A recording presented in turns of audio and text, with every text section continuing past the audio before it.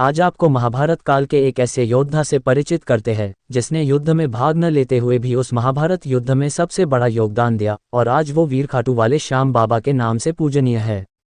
आइए आज जानते हैं इस वीर योद्धा बर्बरीक के बारे में, साथ ही हमारी हिंदू संस्कृति के बारे में भी जो वीरों का किस तरह से सम्मान करती है। पाठकों, यह कथा थोड़ी संक्षेप में भी बताई जा सकती थी, किंतु ताकि आपको इस कथा का एक एक पहलू पता चले इसलिए इसे विस्तारपूर्वक लिखा जा रहा है। पूरा पढ़े।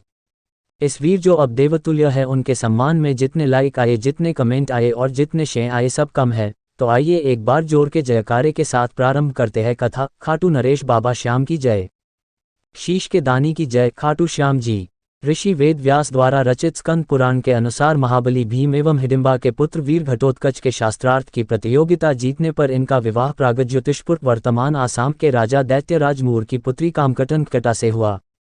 कामकटंकटा को मोरवी नाम से भी जाना जाता है। घटोत्कच व माता मोरवी को एक पुत्ररत्न की प्राप्ति हुई जिसके बाल बब्ब शेर की तरह होने के कारण इनका नाम बर्बरीक रखा गया।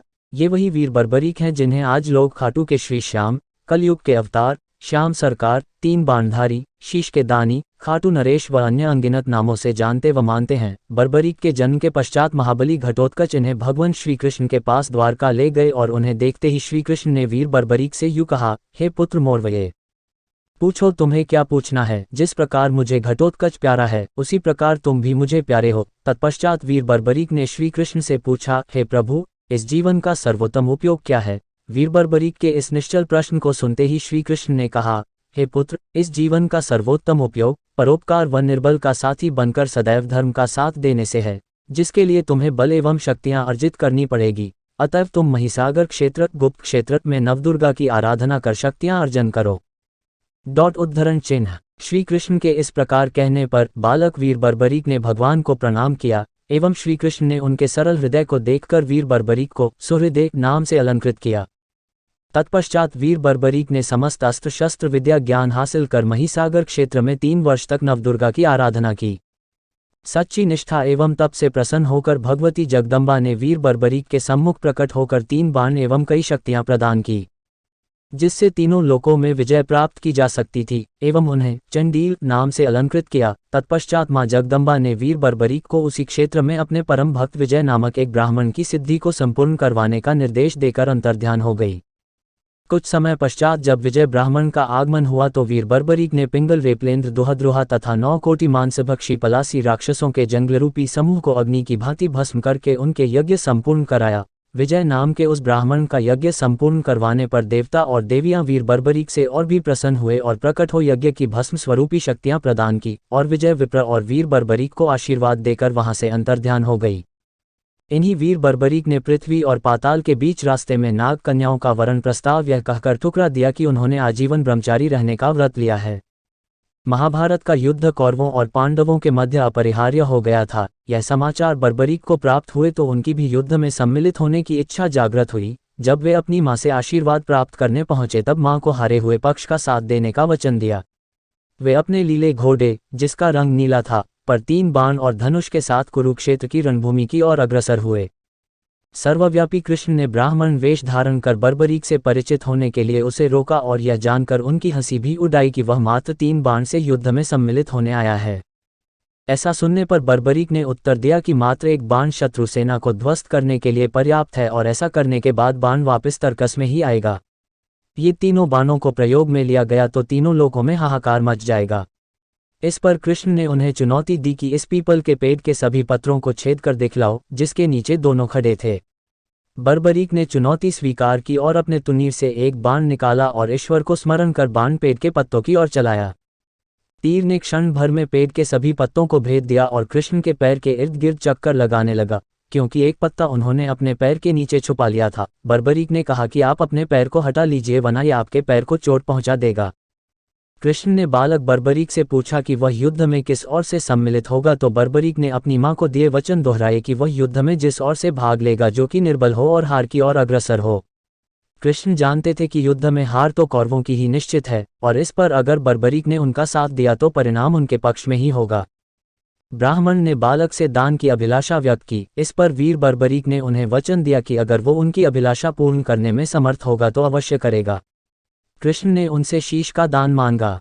बालक बर्बरी क्षण भर के लिए चकरा गया, परंतु उसने अपने वचन की दृढ़ता जताई। बालक बर्बरीक ने ब्राह्मण से अपने वास्तविक रूप से अवगत कराने की प्रार्थना की और कृष्ण के बारे में सुनकर बालक ने उनके विराट रूप के दर्शन की अभिलाषा व्यक्त की। कृष्ण ने उन्हें अपना विराट रूप दिखाया। उन्होंने बर्बरीक को समझाया कि युद्ध आरंभ होने से पहले युद्धभूमि की पूजा के लिए एक वीर क्षत्रिय के शीश के दान की आवश्यकता होती है। उन्होंने बर्बरीक को युद्ध में सबसे वीर की उपाधि से अलंकृत किया, अतएव उनका शीश दान में मांगा। बर्बरीक ने उनसे प्रार्थना की कि वह अंत तक युद्ध देखना चाहता है। श्री कृष्ण ने उनकी यह बात स्वीकार कर ली। फाल्गुन माह की द्वादशी को उन्होंने अपने शीश का दान दिया। उनका सिर युद्धभूमि के समीप ही एक पहाड़ी पर सुशोभित किया गया, जहां से बर्बरीक संपूर्ण युद्ध का जायजा ले सकते थे। उनके ऐसा करते ही रणभूमि में शोक की लहर दौड़ गई एवं तत्क्षण रणभूमि में 14 देवियां प्रकट हो गई एवं रणभूमि में प्रकट हुई 14 देवियों ने वीर बर्बरीक के पूर्व जन्म यक्षराज सूर्यवर्चा को ब्रह्मा जी द्वारा प्राप्त श्राप का रहस्योद्घाटन सभी उपस्थित लोगों के समक्ष इस प्रकार किया। देवियों ने कहा, द्वापर युग के आरंभ होने से पूर्व मूर दैत्य के अत्याचारों से व्यथित हो पृथ्वी अपने गौस्वरूप में देव सभा में उपस्थित हो इस प्रकार बोली, हे देवगण, मैं सभी प्रकार का संताप सहन करने में सक्षम हूँ। पहाड़, नदी, नाले एवं समस्त मानव जाति का भार मैं सहर्ष सहन करती हुई अपनी दैनिक क्रियाओं का संचालन भली भांति करती रहती हूँ, पर मूर दैत्य के अत्याचारों एवं उसके द्वारा किए जाने वाले अनाचारों से मैं दुखित हूँ। आप लोग इस दुराचारी से मेरी रक्षा करो, मैं आपकी शरणागत हूँ। गौस्वरूपाधरा की करुण पुकार सुनकर सारी देवसभा में एकदम सन्नाटा सा छा गया। थोड़ी देर के मौन के पश्चात ब्रह्मा जी ने कहा, अब तो इससे छुटकारा पाने का एकमात्र उपाय यही है कि हम सभी को भगवान विष्णु की शरण में चलना चाहिए और पृथ्वी के इस संकट निवारण हेतु उनसे प्रार्थना करनी चाहिए।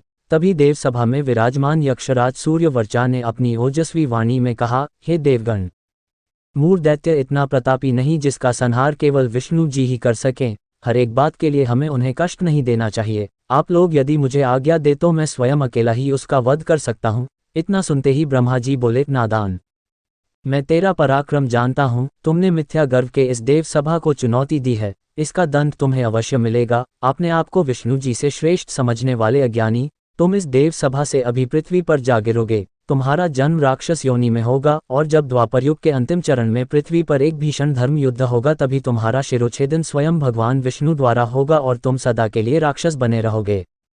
ब्रह्मा जी के इस अभिशाप के साथ ही यक्षराज सूर्यवर्चा का मिथ्या गर्व भी चूर चूर हो गया। वह तत्काल ब्रह्मा जी के चरणों में गिर पड़ा और विनम्र भाव से बोला, भगवान, भूलवश निकले इन शब्दों के लिए मुझे क्षमा कर दे। मैं आपकी शरणागत हूँ। त्राहिमाम त्राहिमाम, रक्षा करो प्रभु। यह सुनकर ब्रह्मा जी में करुण भाव उमड़ पड़े। वह बोले, वत्स, तूने अभिमानवश देवसभा का अपमान किया है, इसलिए मैं इस अभिशाप को वापस नहीं ले सकता हूँ।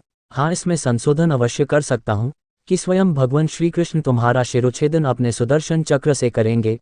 देवियों द्वारा तुम्हारे शीश का अभिषेचन होगा।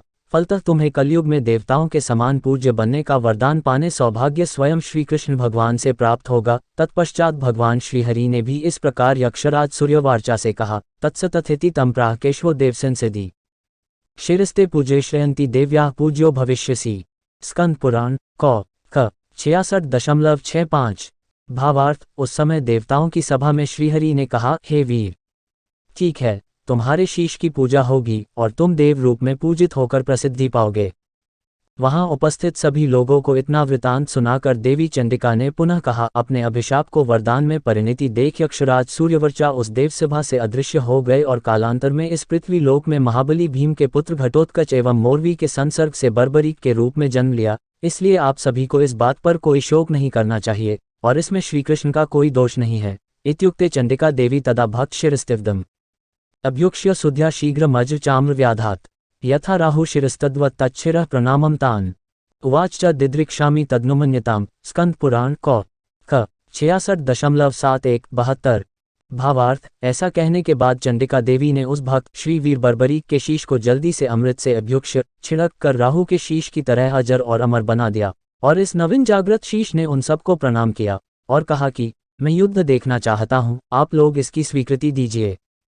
ततः कृष्णो वाच प्राह मेघगंभीरवा प्रभु यावन्मही स नक्षत्र यावचंद्र दिवाकरो तावत्व सर्वलोकाना वत्स पूज्यो भविष्यसि। स्कंद पुराण क 66.73-74। भावार्थ, तत्पश्चात मेघ के समान गंभीरभाषी प्रभु श्री कृष्ण ने कहा, हे वत्स, जब तक यह पृथ्वी नक्षत्र सहित है और जब तक सूर्य चंद्रमा है तब तक तुम सब लोगों के लिए पूजनीय होगे। देवी लोकेषु सर्वेषु देवी वद विचरिष्यसि स्वभक्ताना च लोकेषु देवीना दास्यसे स्थितिम। स्कंद पुराण क 66.75-76। भावार्थ, तुम सदैव देवियों के स्थानों में देवियों के समान विचरते रहोगे और अपने भक्तगणों के समुदाय में कुल देवियों की मर्यादा जैसी है वैसी ही बनाए रखोगे। बालाना ये भविष्यन्ति वात्पित कफोभवा पिटकास्ता सुखेनैव शमयिष्यसि पूजनात्। स्कंद पुराण क 66.77। भावार्थ, तुम्हारे बालरूपी भक्तों के जो वातपित्त कफ से पिटक रोग होंगे उनको पूजा पाकर बड़ी सरलता से मिटाओगे। इदं च श्रृंग मारुह्य पश्य युद्धम यथा भवेत् इत्युक्ते वासुदेवनः देव्योत्थम बर्माविशन। स्कंद पुराण क 66.78। भावार्थ, और इस पर्वत की चोटी पर चढ़कर जैसे युद्ध होता है उसे देखो। इस भांति वासुदेव श्री कृष्ण के कहने पर सब देवियां आकाश में अंतर्धान कर गई। बर्बरीक शिरश्चैव गिरिशृंगम बाप्तात देहस्य भूमि संस्काराश्च भवशिरसो नहीं ततो युद्धम महाद्भुत कुरु पांडव सेनयो। स्कंद पुराण क 66.79-80। भावार्थ, बर्बरीक जी का शीश पर्वत की चोटी पर पहुंच गया एवं बर्बरीक जी के धड़ को शास्त्रीय विधि से अंतिम संस्कार कर दिया गया, पर शीश की नहीं किया गया क्योंकि शीश देव रूप में परिणत हो गया था। उसके बाद कौरव और पांडव सेना में भयंकर युद्ध हुआ। योगेश्वर भगवान श्री कृष्ण ने वीर बर्बरीक के शीश को रणभूमि में प्रकट हुई 14 देवियों सिद्ध, अंबिका, कपाली, तारा, भानेश्वरी, चर्ची, एकबीरा, भूतांबिका, सिद्धि, त्रिपुरा, चंडी, योगेश्वरी, त्रिलोकी, जेत्रा के द्वारा अमृत से सिंचित करवाकर उस शीश को देवत्व प्रदान करके अजर अमर कर दिया। एवं भगवान श्री कृष्ण ने वीर बर्बरीक के शीश को कलियुग में देव रूप में पूजित होकर भक्तों की मनोकामनाओं को पूर्ण करने का वरदान दिया। वीर बर्बरीक ने भगवान श्री कृष्ण के समक्ष महाभारत के युद्ध देखने की अपनी प्रबल इच्छा को बताया, जिसे श्री कृष्ण ने वीर बर्बरीक के देवत्व प्राप्त शीश को ऊंचे पर्वत पर रखकर पूर्ण की एवं उनके धड़ का अंतिम संस्कार शास्त्रोक्त विधि से संपूर्ण करवाया। महाभारत युद्ध की समाप्ति पर महाबली श्री भीमसेन को यह अभिमान हो गया कि यह महाभारत का युद्ध केवल उनके पराक्रम से जीता गया है। तब श्री अर्जुन ने कहा कि वीर बर्बरीक के शीश से पूछा जाए कि उसने इस युद्ध में किसका पराक्रम देखा है। तब वीर बर्बरीक के शीश ने महाबली श्री भीमसेन का मान मर्दन करते हुए उत्तर दिया कि यह युद्ध केवल भगवान श्री कृष्ण की नीति के कारण जीता गया और इस युद्ध में केवल भगवान श्री कृष्ण का सुदर्शन चक्र चलता था, अन्यत्र कुछ भी नहीं था। वीर बर्बरीक के द्वारा ऐसा कहते ही समस्त नभ मंडल उद्भाषित हो उठा एवं उस देव स्वरूप शीश पर पुष्प की वर्षा होने लगी। देवताओं की दुदुम्बियां बज उठी। तत्पश्चात भगवान श्री कृष्ण ने पुनः वीर बर्बरीक के शीश को प्रणाम करते हुए कहा, हे वीर बर्बरीक, आप कलिकाल में सर्वत्र पूजित होकर अपने सभी भक्तों के अभीष्ट कार्य को पूर्ण करोगे, अतएव आपको इस क्षेत्र का त्याग नहीं करना चाहिए। हम लोगों से जो भी अपराध हो गए हो उन्हें कृपा कर क्षमा कीजिए। इतना सुनते ही पांडव सेना में हर्ष की लहर दौड़ गई। सैनिकों ने पवित्र तीर्थों के जल से शीश को पुनः सिंचित किया और अपनी विजय ध्वजाएं शीश के समीप फहराई। इस दिन सभी ने महाभारत का विजय पर्व धूमधाम से मनाया। मरवीरवर मोरवीनंदन श्री बर्बरीक जी का चरित्र स्कंद पुराण के माहेश्वर खंड के अंतर्गत द्वितीय उपखंड कौमारिक खंड में सुविस्तार पूर्वक दिया हुआ है। ऋषि वेदव्यास जी ने स्कंद पुराण में माहेश्वर खंड के द्वितीय उपखंड कौमरिका खंड के 66वें अध्याय के 115वें एवं 116वें श्लोक में इनकी स्तुति इस अलौकिक स्रोत से भी की है। कृष्ण वीर बर्बरीक के महान बलिदान से काफी प्रसन्न हुए और वरदान दिया कि कलियुग में तुम श्याम नाम से जाने जाओगे, क्योंकि कलियुग में हारे हुए का साथ देने वाला ही श्याम नाम धारण करने में समर्थ है। धीरे धीरे कलियुग का प्रसार बढ़ गया एवं उनका शीश खाटू में प्रकट हुआ। एक बार एक गाय उस स्थान पर आकर अपने स्तनों से दुग्ध की धारा स्वतः ही बहा रही थी। बाद में खुदाई के बाद वह शीश शिला रूप में प्रकट हुआ, जिसे कुछ दिनों के लिए एक ब्राह्मण को सुपुर्द कर दिया गया।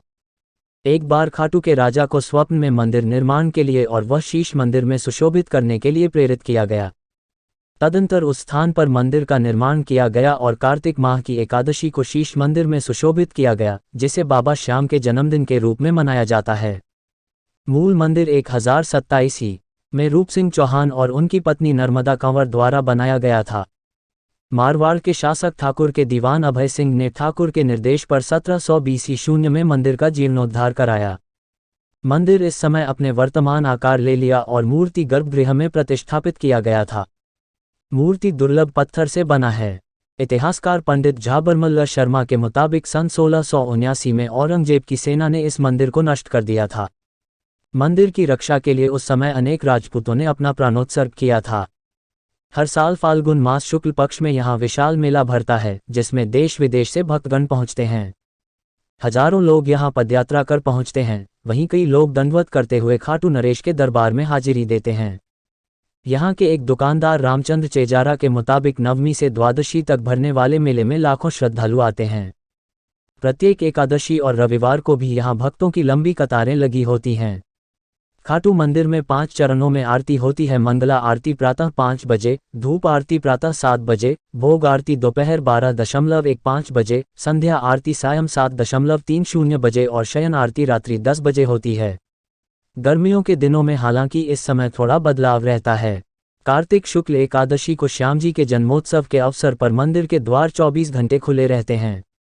दर्शनीय स्थल श्याम भक्तों के लिए खाटू धाम में श्याम बाग और श्याम कुंड प्रमुख दर्शनीय स्थल हैं। श्याम बाग में प्राकृतिक वातावरण की अनुभूति होती है। यहाँ परम भक्त आलू सिंह की समाधि भी बनाई गई है। श्याम कुंड के बारे में मान्यता है कि यहाँ स्नान करने से श्रद्धालुओं के पाप धुल जाते हैं। पुरुषों और महिलाओं के स्नान के लिए यहाँ पृथक पृथक कुंड बनाए गए हैं। खाटू कैसे पहुँचे? सड़क मार्ग खाटू धाम से जयपुर, सीकर आदि प्रमुख स्थानों के लिए राजस्थान राज्य परिवहन निगम की बसों के साथ ही टैक्सी और जीपें भी यहां आसानी से उपलब्ध हैं। रेल मार्ग निकटतम railway station Ringas junction 15 kilometre है। वायुमार्ग यहां से निकटतम हवाई अड्डा जयपुर है, जो कि यहां से करीब 80 किलोमीटर की दूरी पर स्थित है। जिसने कथा को पूरा सुना निश्चय ही श्याम प्रभु का आशीर्वाद उसे प्राप्त